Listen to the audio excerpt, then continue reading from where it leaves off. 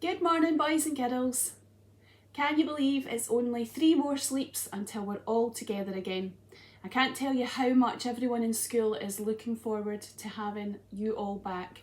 So primary 1, 2 and 3 have been enjoying school since they've come back, but it's going to be lovely to have all of P4, 5, 6 and 7 back next week as well. It's going to feel a bit more normal, hopefully. So it's the last virtual assembly and I'm really excited that I get the chance to do it. And I was thinking about Miss Donald's assembly and what she was speaking about a couple of weeks ago, and it got me thinking about what I was going to do for my assembly. So I was thinking about the things during lockdown that have been positive and the things that have kept me happy and the things that have kept me going, because it's not been an easy time and we've really had to think about the good things just to keep us going through it. And if it wasn't for lockdown, I wouldn't have been out walking so much and I wouldn't have found out about all the lovely walks and paths that are near my house.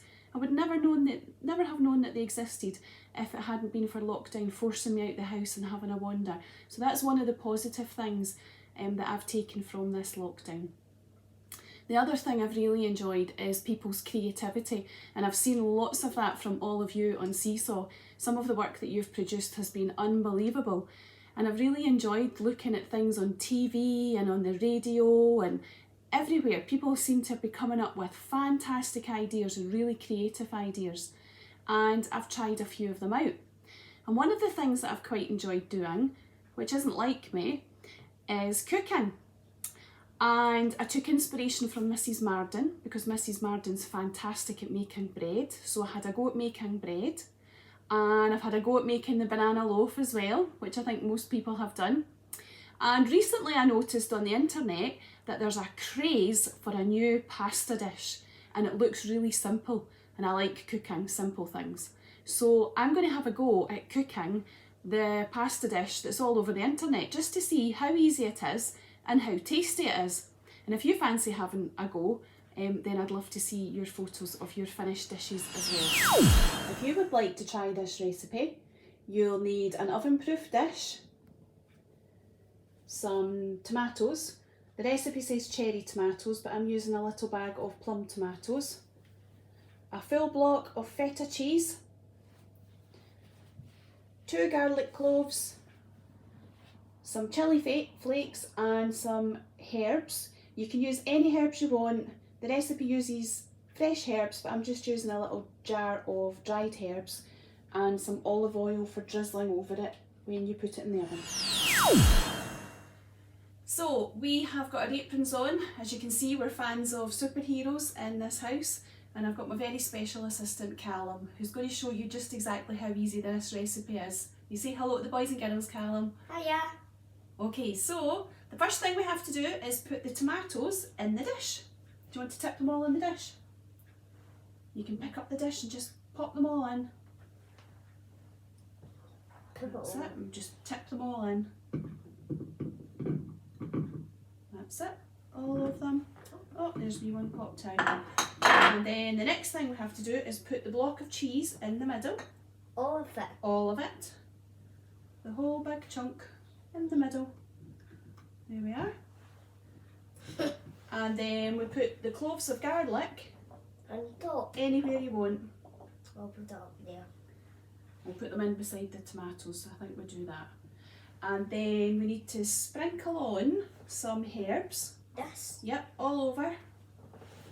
Good sprinkle all over the cheese and all over the tomatoes. Big sprinkle, that's it. If you do that on the back, look. I can do it now. Right, you try. That's it, all over. Oh, it smells good. It looks good. Do you think that's enough? Let's see. A little bit more. A little bit more, maybe a little bit more on the cheese.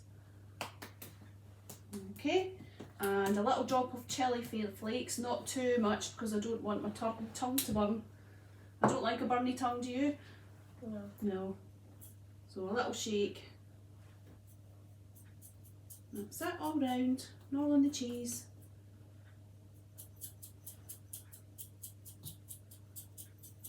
Okay, I think that's lots and lots. And then the last thing we have to do is drizzle some olive oil over the tomatoes and over the cheese. All of it. Just a little drop. I'll help you with this because this is a wee tricky bit. So we just give it a wee shake, a drizzle over the tomatoes so that they've got some oil to cook, and they'll go all nice and soft when we put it in the oven, and a little bit of drizzle over the cheese as well. And that's it. High five, good job. Well done. So this now looks lovely, and I'm going to go and put it in the oven just now. So it goes in at 200 degrees for half an hour. I'm going to keep an eye on it, and I'm going to look and see when it gets all melted and golden and bubbly. And while this is cooking in the oven, I'm going to boil my pasta. So it's come out of the oven, and as you can see, it actually looks like how it's meant to look. I'm always surprised when things turn out. So the cheese is all golden and the tomatoes have all gone squashy, and my pasta's ready. So Callum's going to pop the pasta in the dish, and then I'm going to mix it up so that it's ready for our dinner. So here is the finished dish, and it looks amazing and it smells amazing.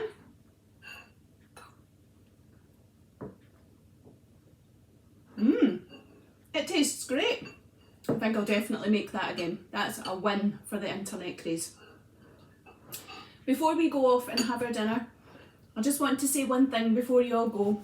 You'll notice on your seesaw today that your teacher has only put on the assembly. You only have one thing, that was to watch me cooking. You don't have any other activities to do today. Your teachers are going to be really busy getting organised for you coming back on Monday. And we would really like it if you had a screen-free day today. You've worked so hard and you deserve a wee break. And we want you to get all your energy back for coming back on Monday, which is really exciting. So take care, have a lovely weekend, and look forward to seeing you on Monday. Bye everyone. Want to say bye-bye? Bye.